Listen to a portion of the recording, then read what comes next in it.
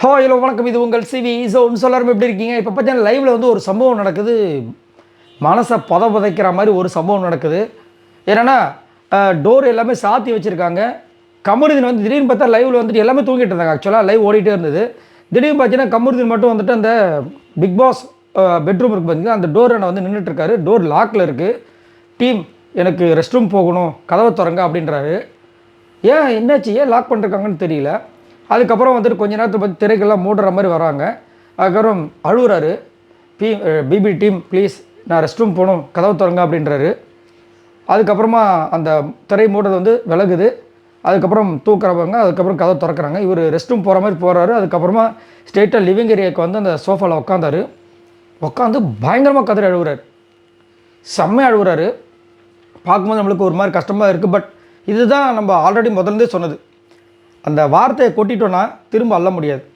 அதேமாதிரி நம்ம எந்த இடத்துல இருக்கும், இடம்பொருள் ஏவல்னு அப்படி ஒரு விஷயம் இருக்குது. அந்த விஷயத்துக்கு ஏற்றாற போல் வந்து நம்ம பண்ணணும்.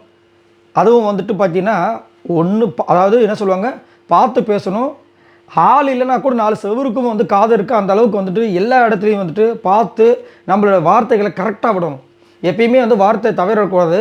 அதே மாதிரி அவங்க பேசுகிறாங்களோ அப்போ நம்மளும் பேசுவோம். அவங்க மாட்டுவாங்க, நம்மளும் மாட்டினோன்னா அவங்களும் மாட்டுவாங்களா அப்படின்னு நினைக்கவே கூடாது. அவங்க பேசுகிறா பேசிட்டு போட்டோம். நம்மளுடைய தரம்னு ஒன்று இருக்குல்ல, அதை வந்து தாழ்த்திக்கவே கூடாது. எப்பயுமே அந்த பேசுகிற விஷயங்கள் கண்டிப்பாக ரெஜிஸ்டர் பண்ணப்படும். ஸோ அதில் நம்ம வந்துட்டு அவங்க பேசுகிறாங்க, அவங்க பேசலையே, அவங்கள ஏன் நீங்கள் கேட்கல, அதெல்லாம் வந்துட்டு அங்கே லிஸ்ட்லேயே வராது. இது வந்துட்டு நம்மளை வந்துட்டு இது பண்ணிக்க வேண்டிய ஒரு விஷயம். அதில் தான் இப்போ கமருதீன் மாட்டிட்டார். ஸ்டார்டிங்லேருந்தே இவருக்கு நிறைய அட்வைஸ் கொடுக்கப்பட்டது. ஆக்சுவலாக இவரோட விஷயங்களுக்கு 3வது வாரம் 4வது வாரமே போயிருக்குன்னு சொல்லிட்டு வீட்டுக்குள்ளே இருக்கிற ஹவுஸ்மெண்ட்ஸை சொன்னாங்க. அந்த பிஆர் ஆக்டிவிட்டி வந்துச்சு பார்த்திங்களா, அப்பயே இப்போ வரைக்கும் அவர் சர்வே பண்ணுறாருன்னா பிஆர் அப்படின்ற மாதிரி சொன்னாங்க. பட் அது என்னென்னா, அவர் அப்போத்துலேருந்து அவரோட கேமை வந்து சேஞ்ச் பண்ணார். ரொம்ப சைலண்ட்டாக போனார். அதுக்கப்புறம் சண்டை சச்சரவு எதுவுமே இல்லை, வார்த்தைகள் விடாமல் இருந்தார், கரெக்டாக போயிட்டு இருந்தார். திடீர்னு பார்த்தீங்கன்னா ஒரு இது பண்ணார். அதுக்கப்புறம் பார்த்தீங்கன்னா அப்படியே கொஞ்சம் கொஞ்சமாக வந்து போன வாரம் விஜய் பார்வதிக்கு அகேன்ஸ்டாக நிறைய விஷயங்கள் பேசினார். இந்த வாரம் பார்த்தீங்கன்னா ஸ்டார்டிங்லேருந்து விஜய் பார்வதிக்கு அகேன்ஸ்டாக ஒரு சில விஷயங்கள் பேசின விஷயங்களாக இருந்தாலும் சரி.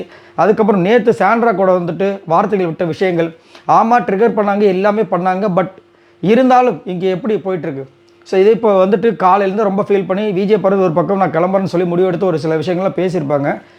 இப்போ வந்து இவர் வந்துட்டு இதுதான் நம்மளுடைய லாஸ்ட் நாள் இந்த பிக் பாஸ் வீட்டுக்குள்ளே நினச்சி அழுகுறான்னு தெரியல.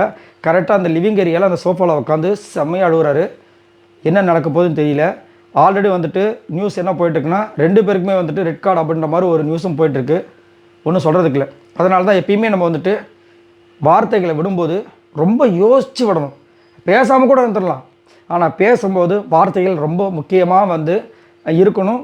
எல்லாருமே கவனிப்பாங்க. அதுவும் பிக் பாஸ் வீடுன்றது எவ்வளோ பெரிய ஒரு விஷயம்.